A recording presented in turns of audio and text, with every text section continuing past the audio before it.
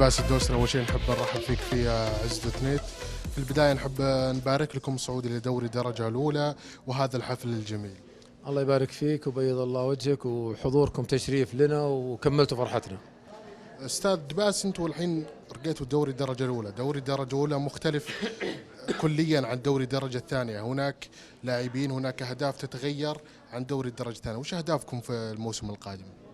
احنا طموحنا في نادي الكوكب كبير. بإذن الله الموسم الجاي إن شاء الله بيكون تركيزنا على تحقيق كأس الملك، وبعد كأس الملك ناخذ مقعد آسيوي ونحقق الكأس الآسيوية اللي عجز عنها الهلال والنصر والأهلي والاتحاد. باس الدوسري هل هو مستمر الموسم القادم مع الكوكب؟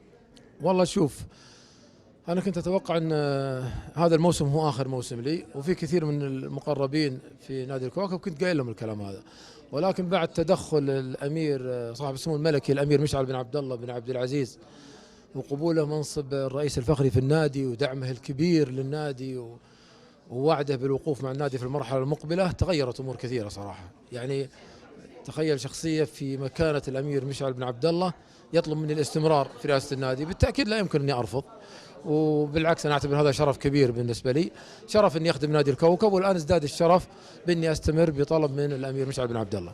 طيب، العام الماضي كانت ميزانيتكم مليون ريال، الميزانية حقت دوري الدرجة الأولى كم راح تكون؟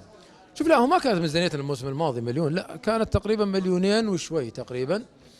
كان عندنا ديون كبيرة ما يقارب 800 ألف، حلها بالكامل الأمير مشعل وزيادة، لأنه تبرع للنادي مبلغ مليون ريال، حل كل مشاكلنا المالية كل الديون. عشان كذا أقول ميزانيتنا في الدرجة الثانية مهر الصعود كان مليونين وشوي، يعني ممكن مليونين 300 مليونين 400. الموسم الجاي في دوري الدرجة الأولى أتوقع الفريق اللي يخطط على البقاء يفترض ميزانيته لا تقل عن 4 مليون، اللي بينافس لابد أنه من 7 مليون وفوق.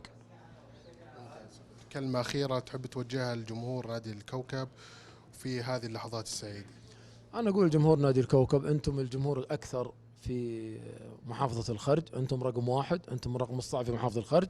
نتمنى بإذن الله استمرار دعمكم للنادي، ناديكم، والحضور يكون في الموسم الجاي مكثف أكثر من اللي صار في المواسم اللي راحت، وبإذن الله إن شاء الله أن الكوكب قادر أنه يرضيكم إن شاء الله. أستاذ باس، شكرا لك. عفوا، حياك الله.